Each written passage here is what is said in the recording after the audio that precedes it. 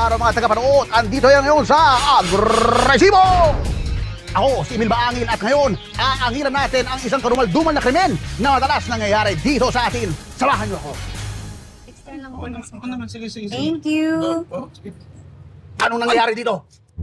Ha? Anong nangyayari dito? Sir, wala naman po, nangihingi na po ng extra sago para po sa taho na binili niya. Ano? Nanghihingi ka ng extra ng sago? Bakit mo nagawa yun? Sir, huwag niyo pong intindihin yun, sir. Natural lang po yun, malit na bagay. Anong maliit na bagay? Hindi mo ba naiintindihan yung scam na ginagawa mo? Ang mahal-mahal ng sago. Inaabuso mo yung mga maliliit na kapitalista. Di naman po Humingi lang ako sa kanya ng extra sagot. Tsaka nakiusap naman ako sa kanya. Opo, sir. Tama po siya eh. Alam niyo, natural po sa aming mga magtataho nagbibigay ng extra sagot sa mga bumibili. Anong natural? Kaya kayo inaabuso dahil hinahayaan nyo silang ganyan rin kayo.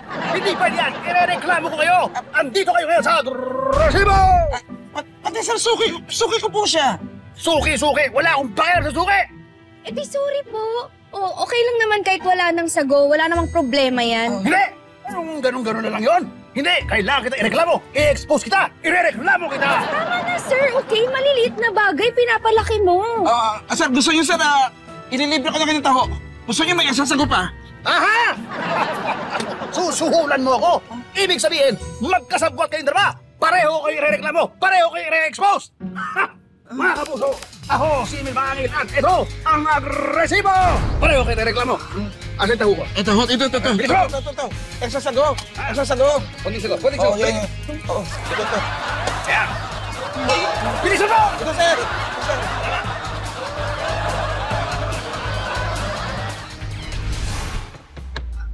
Ako po. Ay, hello po. Ano po yun? Pwede ba kami pumasok? Sige po. Pasok po kayo.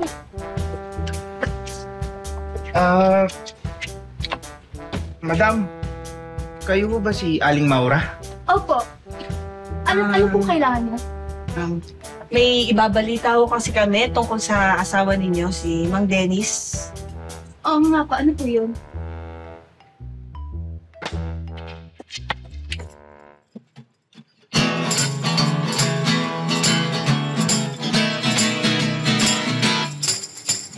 Kwento kami, Aling Maura, tungkol sa misteryong si Dennis. Tindero siya sa Divisoria, naglalako siya ng mais. Itong mister nyo, Aling Maura, ang tinda niya ay malinis.